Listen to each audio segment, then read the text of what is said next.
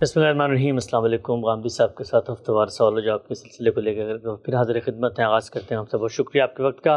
آپ کی کتابوں کے تعارف کے سلسلے میں ہم نے گفتگو کا آغاز کیا تھا، اس سلسلے گفتگو کی چھٹی نشست ہے۔ ہم سب کم و بیش ساری کتابیں زیر بحث آ چکی۔ میں نے گزشتہ نشست کے خاتمے پر بھی عرض کیا تھا کہ لوگوں کے لیے بات شاید بڑی تعجب کی بات ہو کہ غامدی صاحب ایک شاعر بھی ہیں اور آپ کا ایک شعری مجموعہ بھی ہے، خیال و خامہ کے نام سے یہ چھپتا ہے، آن لائن بھی موجود ہے۔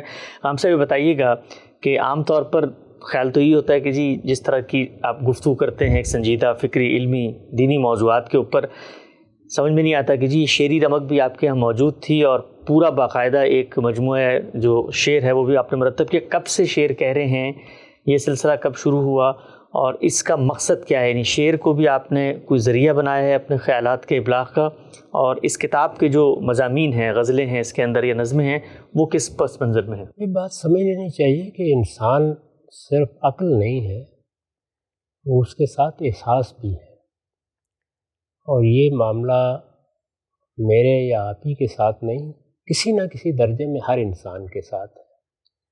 وہ کوئی ہنر جانتا ہے، کاروبار کرتا ہے اور کوئی خدمت انجام دیتا ہے، مثال کے طور پر دہقان ہے، مزدور ہے، وہ بھی احساس کا ایک خاص درجہ ہے جس کو اپنے وجود کا حصہ سمجھتا ہے۔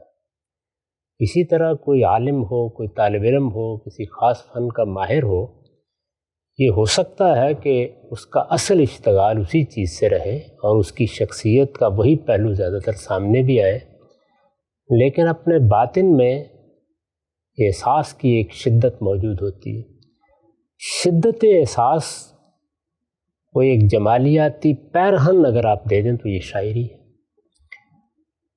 چنانچہ اگر احساس کی شدت کسی موقع پر اظہار کا تقاضا کرے تو نثر میں بھی لوگ اظہار کرتے ہیں، گفتگو میں بھی کرتے ہیں، یا آپ کے ہاں جتنے فنون ہیں وہ سب اصل میں اسی کا اظہار ہے۔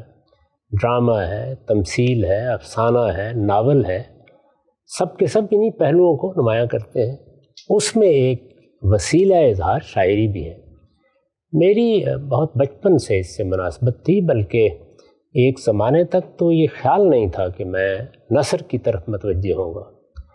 تدریجی عمل ہے جس سے بتدریج علم سے یا علمی مباحث سے، اور علمی مباحث میں بھی فلسفے اور تصوف سے ہوتے ہوتے بالآخر مذہب سے دلچسپی پیدا ہو گئی، اور پھر تصنیفات، تالیفات کا ایک دور شروع ہوا۔ لیکن یہ چیز کبھی منفک نہیں ہو سکی۔ میں نے جب قرآن مجید کی تفسیر بالکل یکسو ہو کر لکھنا شروع کی ہے، میزان کو پائے تکمیل تک پہنچانے کے بعد، اس وقت شاعری چھوڑ دی، ورنہ اس سے پہلے تک میری پوری زندگی میں جب کبھی احساس کی شدت تقاضا کرتی تھی تو کچھ نہ کچھ کہنے کا داعیہ پیدا ہو جاتا تھا۔ وہ چیز تو نہیں رہی کہ یہی اب میری شناخت ہے، وہ آہستہ آہستہ ختم ہوتی چلی گئی، لیکن ایک دائرے میں یا ایک حصہ زندگی میں اس کے اظہار کو لوگ دیکھتے بھی رہے۔ چنانچہ ہمارا جو جریدہ شائع ہوتا ہے اشراق کے نام سے، اس میں بھی بعض چیزیں چھپتی رہیں۔ بہت کچھ میں نے انتخاب کرتے وقت ویسے ہی ضائع کر دیا، لیکن ایک بہت مختصر سا انتخاب خیال و خامہ کے نام سے شائع ہو چکا ہے۔ اس میں بھی اصل چیز یہی ہوتی ہے کہ فکر ہو، علم ہو، وہ کسی دائرے میں یا کسی درجے میں جا کر احساس میں بدل جاتا ہے۔ یعنی آپ جب نثر میں کوئی چیز بیان کرتے ہیں تو وہ علمی عقلی مقدمات کے ساتھ بیان ہوتی ہے، اس میں ایک منطقی ترتیب ہوگی، اس میں عقلی استدلال ہوگا، لیکن وہی چیز احساس میں تبدیل ہو جاتی ہے۔ احساس میں جب شدت پیدا ہوتی ہے تو وہ اظہار کا تقاضا کرتا ہے۔ اب اظہار کے لیے اللہ تعالیٰ نے جو پیرہن انسان کو بنانے کی صلاحیت دی ہے، ان میں نے عرض کیا کہ شاعری بھی بڑا غیر معمولی پیرہن ہے، اس کے اپنے رنگ ہیں، اور اس میں کوئی شبہ نہیں ہے کہ وہ جو کہا ہے نا کہ رنگ پیرہن کا خوشبو زلف لہرانے کا نام، موسم گل ہے تمہارے بام پر آنے کا نام، تو خیالات و افکار بھی اسی طرح بام پر آتے ہیں اور اسی طرح اپنے پیرہن تبدیل کرتے چلے جاتے ہیں۔ تو اس کو بس آپ یہ سمجھ لیں کہ بہت سے لوگوں کو بعض بیماریاں لاحق ہوتی ہیں، یہ مجھے بھی کچھ لاحق رہی۔ واہ، اچھا آپ سب یہ بتائیے گا، آپ نے کافی ذکر ہم نے آپ کی زبان سے سنا علامہ محمد اقبال کا کہ بھئی وہ انہوں نے جو ایک تجدید فکر اسلامی کی ایک بنیاد رکھی ہے، اس کے اندر انہوں نے بتایا ہے کہ ریکنسٹرکشن ہونی چاہیے، ان سے آپ متاثر بھی ہیں، انہی کی میزان میں بھی آپ نے ذکر کیا تھا کتاب لکھنے کی جو مہمیز بنی، تو وہ بھی شاعر تھے اور ان کے ہاں بھی یہ دوسرا پہلو بھی پایا جاتا تھا۔ میں پوچھنا چاہتا ہوں کہ آپ کے یہاں جو وہ سورس آف انسپریشن ہے، کیا وہ اقبال سے کسی حد تک پیدا ہوئی کہ وہ کام بھی کر رہے ہیں اور یہ کام بھی ساتھ ساتھ کیا جا سکتا ہے، اور یہ کام اصل میں احساس پیدا کرتا ہے اور وہ اسی احساس کو فکر میں ڈھال دیتا ہے، تو اقبال کیا یہ پوری سرگرمی میں کہیں پہ پیش نظر؟ میں نے اس سے پہلے بھی عرض کیا تھا، بلکہ شاید انہی گفتگوؤں کی ابتدا میں عرض کیا تھا کہ میرے والد ایک صوفی شیخ تھے، اور مجھے سب سے پہلے جو چیزیں پڑھنے کا موقع ملا وہ صوفیہ کی شاعری تھی۔ اس میں بھی کیا ہے، اس شاعری کی نوعیت وہ نہیں ہے جو گل و بلبل کی داستان کی ہوتی ہے، لیکن اسلوب وہی اختیار کیے گئے ہیں۔ ہر چند ہو مشاہدہ حق کی گفتگو، بنتی نہیں ہے بادہ و ساغر کہے بغیر، وہ بھی بادہ و ساغر کہے بغیر تو گفتگو نہیں کرتے، بڑی اعلیٰ شاعری کی ہے ہمارے ہاں کے صوفیہ نے۔ ابتداً تو ان سے ایک تعلق خاطر پیدا ہوا، پھر شاید یہ بات بھی میں نے کسی موقع پر کہی ہے کہ فلسفے اور تصوف کے پس منظر نے ایک خاص طرح کا ذہن پیدا کر دیا تھا جو اب تشکیک کی طرف بڑھ رہا تھا۔ اس موقع پر میرا تعارف اپنے قریبی عہد کی جن شخصیات سے ہوا، یعنی اسکول کے زمانے میں، مدرسے کے زمانے میں، ان میں ابوالکلام تھے، اقبال تھے، اور پھر بعد میں سید ابواللہ مودودی۔ تو اقبال نے اس زمانے میں بڑی حفاظت کی اور مجھے بہت محبت ان سے ہوئی اور میں نے بہت ان کو پڑھا۔ ایک زمانہ وہ رہا ہے کہ کوئی آپ ایک لفظ بول دیں تو میں اقبال کے ہر شعر کو آپ کو سنا دوں گا۔ اچھا، یعنی اتنا پڑھا؟ پورا یاد تھا۔ تو ظاہر ہے کہ اس کا اثر بھی غیر محسوس طریقے سے میرے اپنے اسلوب پر بھی ہوا ہے۔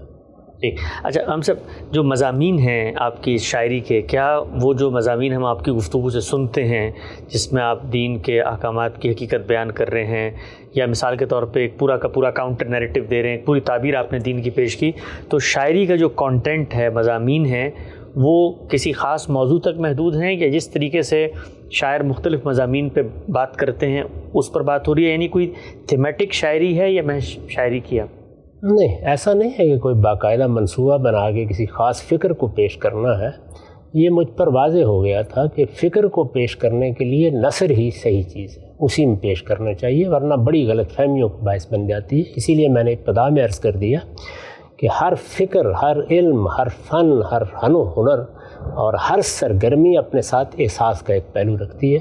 تو میں نے فکر کے پہلو سے بھی اگر کوئی بات کی ہے تو اپنے اس احساس کو بیان کیا ہے، یعنی جب تک وہ احساس نہ بن جائے اور احساس شدت اختیار نہ کر لے اور وہ ایک جمالیاتی پیرہن نہ پہن لے، اس وقت تک آپ اس کو شاعری کی طرف نہیں موڑ سکتے۔ وہی طریقہ اختیار کیا گیا، تو وہاں اس طرح کی چیزیں تلاش نہیں کرنی چاہیے۔ اچھا، اردو شاعری کا ہم سب یہ مجموعہ ہے، میرے علم کی حد تک آپ نے کسی زمانے میں انگریزی کے اندر بھی کچھ شاعری فرمائی تھی، تو پھر اس کو ترک کر دیا گیا، شروع میں انگریزی زبان میں کچھ ہوئی، کچھ عربی میں کچھ ہوئی، یا پھر اردو ہی کو آگے جاری رکھا گیا؟ ایسے ہی ہے، یعنی وہ اصل میں یہ ہے کہ چونکہ میرا زیادہ رجحان اس جانب ہوتا چلا گیا کہ اب فکر کی چیزوں کی طرف اور علم کی چیزوں کی طرف توجہ کرنی ہے، تو یہ چیزیں چھوٹتی گئیں، ورنہ فارسی میں بھی، پنجابی میں بھی، عربی میں بھی، انگریزی میں بھی، سب میں کچھ نہ کچھ منہ مارنے کی کوشش کی گئی تھی۔ ٹھیک ہے، آپ سے نقطہ آپ نے واضح کیا۔ اچھا، ایک اور پہلو بتائیے گا، ہم سب ظاہری بات ہے آپ نے فرمایا شاعری آپ کے شدت احساس کے اظہار ہی کا نام ہے، ہم یہ دیکھتے ہیں کہ آج کل بالعموم جو مذہبی طبقہ ہے وہ یہ جو حصے لطیف ہیں، یہ فنون لطیفہ ہیں، فائن آرٹس ہیں، ان سے بہت زیادہ ان کو شغف نہیں ہوتا۔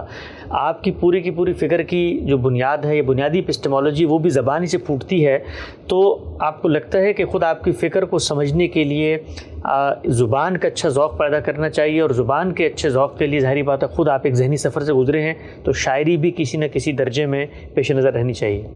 لازماً پیش نظر رہنی چاہیے، اس لیے کہ قرآن مجید ادب کا ایک بے مثال نمونہ ہے۔ قرآن مجید کا علم اگر آپ کو حاصل کرنا ہے اور آپ کا زبان کا اچھا ذوق نہیں ہے، آپ ادب کے اسالیب کو نہیں سمجھتے، آپ کا ادب کے ساتھ کوئی ذہنی تعلق نہیں ہے، تو قرآن مجید پر رحم کرنا چاہیے۔ یعنی وہ ایک ادب پارہ ہے، وہ اس طرح کی کتاب نہیں ہے کہ جیسے کہ آپ کی سائنس کی کتاب ہوتی ہے یا آپ کی تاریخ کی کتاب ہوتی ہے یا ہم علمی اور فکری چیزوں کو بیان کرنے کے لیے جو اسلوب اختیار کرتے ہیں، اسی لیے میں نے ایک پورا باب لکھا ہے میزان میں کہ قرآن کا اسلوب کیا ہے۔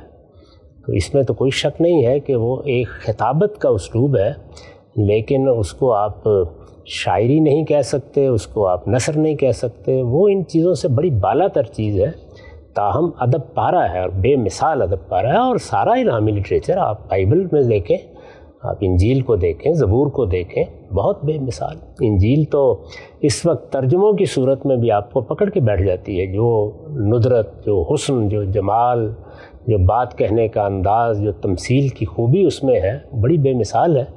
تو قرآن ان ساری خوبیوں کا مجموعہ ہے، اس وجہ سے زبان کا بہت اچھا ذوق ہونا چاہیے۔ اور ہمارے ہاں ایسا نہیں ہے، بہت بڑے علماء کا تعلق رہا۔ امام فرائی شاعر تھے، آپ کو معلوم ہے کہ ان کے فارسی قصائد بھی ہیں، عربی بھی ہیں۔ شبلی شاعر ہیں، ان کی شاعری تو فارسی کی شاعری اگر آپ پڑھیں تو معلوم ہوتا ہے کہ حافظ و خیام کو پڑھ رہے ہیں۔ تو اس لیے ایسا نہیں، سب لوگ کرتے رہے۔ ہم صاحب نقطہ واضح ہوا۔ غام صاحب کی جو کتاب ہے خیال و خامہ، یہ آن لائن بھی اویلیبل ہے، آپ اس کو پڑھ بھی سکتے ہیں۔ اور ہمارے بے حد اصرار پہ آج کل ہم غام صاحب سے اس کو ریکارڈ بھی کروا رہے ہیں، ان کی اپنی آواز میں، اور انشاءاللہ وقت آئے گا کبھی وہ آمادہ ہوئے تو جو اس کے اشعار کے معنی ہیں وہ بھی ان سے ہم سمجھیں گے۔ اچھا غام صاحب، یہ تو پائے تکمیل تک پہنچا، جتنی آپ کی کتب اب تک سامنے آ چکی ہیں ان کے بارے میں ہم نے آپ سے استفادہ کیا کہ لکھنے کا مقصد کیا تھا، کیا کانٹینٹ زیر بحث ہے، آڈینس کون ہے۔ کچھ چیزیں اور ہیں جو کہ مستقبل کے پروجیکٹس کے بارے میں سامنے آتی ہیں، میں ان کے بارے میں بھی جاننا چاہتا ہوں۔ ایک حدیث کی کتاب ہے، سنا ہے وہ اس پر بھی کام جاری ہے، ہم اس میں معاون کی حیثیت سے آپ کے کام بھی کر رہے ہیں، اس کا کیا پس منظر ہے، وہ کب تک انشاءاللہ سامنے آئے گی، لوگوں کے ذہن میں ہے، اور اس کتاب کی آڈینس کون ہے؟ میں نے جب قرآن مجید کی تفسیر مکمل کی ہے تو پھر یہ خیال تھا کہ حدیث پر کام کیا جائے۔ حدیث زمانہ رسالت کی تاریخ ہے اور اس کی اس لحاظ سے بڑی اہمیت ہے کہ یہی حدیث ہے جس سے ہمیں معلوم ہوتا ہے کہ پیغمبر کی زندگی کیا تھی، سیرت کیا تھی، حالات کیا تھے، بعثت سے پہلے کیا تھا، بعثت کے بعد کیا تھا، کیا واقعات پیش آئے۔ جس دین کو رسالت مآب صلی اللہ علیہ وسلم نے قرآن و سنت کے ذریعے سے دیا ہے، اس پر عمل کا کیا نمونہ پیش کیا، اس میں کسی چیز کی وضاحت کی، توضیح کی، اس کی کیا نوعیت ہے، تو وہ ایک علم کا خزانہ ہے۔ چنانچہ پیش نظر یہی تھا کہ اب اس پر کام کرنا ہے۔ تو میں نے اس پورے ذخیرے کو 3 عنوانات کے تحت تقسیم کر دیا ہے: علم النبی، فقہ النبی اور سیرت النبی۔ اور پھر یہ خیال کر کے کہ اب عمر کا آخری حصہ ہے، معلوم نہیں پایا تکمیل تک یہ پہنچتا ہے یا نہیں پہنچتا، علم النبی سے ابتدا کر دی تھی، اس کا بڑا حصہ پایا تکمیل کو پہنچ گیا ہے، اور اب اس کی ایک مجلد اس وقت اشاعت کے لیے تیار ہو رہی ہے۔ امید ہے جلد سامنے آ جائے گی۔ اب تک جتنا کام ہوا ہے ہم نے کوشش کی ہے کہ اس کو ایک اچھی ترتیب کے ساتھ اس میں پیش کر دیں، تاہم اس کی اصل ترتیب اس وقت سامنے آئے گی جب کام پورا ہو جائے گا۔ اور پوری کتاب کو اندازہ ہے کہ کوئی 5 مجلدات میں جیسے کہ البیان ہے، وہ بھی اگر پایا تکمیل کو پہنچتی ہے تو اس میں کوئی 2-3 جلدیں علم النبی کی ہوں گی، کچھ فقہ النبی کی ہوں گی، اور سیرت النبی کی شاید 1 جلد ہوگی، کیونکہ روایات میں جتنی سیرت النبی بیان ہوئی ہے اس سے بمشکل ایک مجلد ہی کا مواد نکلے گا۔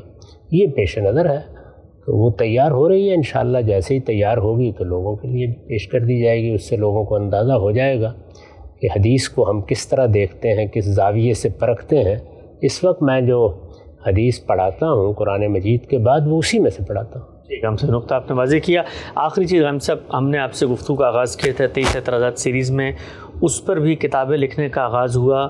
ان کتابوں کی کیا نوعیت ہے؟ اس پہ لکھا ہوتا ہے جاوید احمد غامدی کا موقف، اب تک مختلف موضوعات پر یہ کتابیں مکمل ہو چکی ہیں، انشاءاللہ جلد اشاعت کے بعد آپ لوگوں کے ہاتھوں میں بھی ہوں گی۔ یہ کتابیں کب لکھنے کا آغاز ہوا؟ اس کا مقصد کیا تھا؟ کون اس کو لکھ رہا ہے اور آپ کا اس میں کیا رول ہے؟ اس میں نے بالکل وہی طریقہ اختیار کیا جو استاد امام نے اپنے آخری زمانے میں اختیار کیا تھا، یعنی گفتگویں تو آپ نے شروع کی تھیں اور یہ منصوبہ بھی آپ ہی کے ذہن سے نکلا تھا، لیکن اس کے بعد پھر جب اندازہ ہوا کہ اس لحاظ سے یہ بہت مفید رہا کہ میں نے اپنا جو فکر پیش کیا ہے اس میں کوئی چیز اجمال سے کہی گئی ہے، کوئی 10 جملوں میں بیان ہوئی ہے، کسی میں نتیجہ بیان ہو گیا ہے، تو یہ ضروری ہے کہ اس کا سارا استدلال ایک ایک چیز کا تجزیہ کر کے تحلیل کر کے سامنے رکھ دیا جائے۔ تو 23 اعتراضات کی سیریز میں ہم نے یہی سلسلہ شروع کیا۔ اس میں اب 23 موضوعات ہیں. ان کو اگر آپ تحریر کی صورت دیں تو 23 ہی کتابیں بن جائیں گی. یہ صورتحال ہے. میں اگر اس کو خود لکھنا شروع کروں تو ایک عمر چاہیے. تو میں نے اپنے تلامذہ میں سے جو سب سے اچھی زبان لکھتے ہیں, اچھا تجزیہ کرتے ہیں اور بہت عمدہ طریقے سے میرے اپنے فکر کو سمجھتے ہیں, سید منظور الحسن صاحب کا انتخاب کیا. اس وقت جو ہمارا اردو رسالہ نکلتا ہے اشراق کے نام سے, اس کے پاکستان کے ایڈیشن کے مدیر بھی وہی ہیں. تو انہوں نے اس پروجیکٹ کو قبول کر لیا. چنانچہ ان کو میں نے یہ کہا کہ آپ جو گفتگو ہم نے کی ہے اس کو بیان ہی نہیں لکھ دیں گے, یہ بھی نہیں کریں گے کہ جس طرح گفتگو ٹرانسکرائب کر کے اس کو تحریر کی صورت دی جاتی ہے وہ بھی نہیں کریں گے. یہ مواد ہے پورا کا پورا, اس کو آپ سامنے رکھیں اور اس پورے مواد کو جس طرح آپ خود ایک تصنیف کر رہے ہیں اس طریقے سے ایک باقاعدہ کتاب میں تبدیل کر دیں. اس سے پیش نظر یہ تھا کہ علمی طور پر ایک کتاب جس طرح کی لکھی جاتی ہے یا جس طرح میں اگر خود لکھتا تو اس کو ترتیب دیتا, اسی طرح یہ بھی لکھی جائے. تو انہوں نے اس کی ابتدا کی اور الحمدللہ بہت ہی اچھے طریقے سے اس مقصد کو بھی سمجھا, جو میں نے تصور دیا تھا اس کو بھی سمجھا. ورنہ عام طور پر تو یہی ہوتا ہے کہ اگر ایک گفتگو کر دی گئی ہے یا کوئی تقریر ہے تو آپ اسے ٹرانسکرائب کر دیتے ہیں یا زیادہ سے زیادہ اس کو تحریر میں بدل دیتے ہیں. نہیں, انہوں نے اس پورے مواد کو سامنے رکھ کر اس کو گویا باقاعدہ کتابوں کی صورت میں تالیف کرنا شروع کر دیا ہے. اور اس میں 3-4 غالباً اس وقت تیار ہو گئی ہیں, باقی پر بھی وہ کام کر رہے ہیں.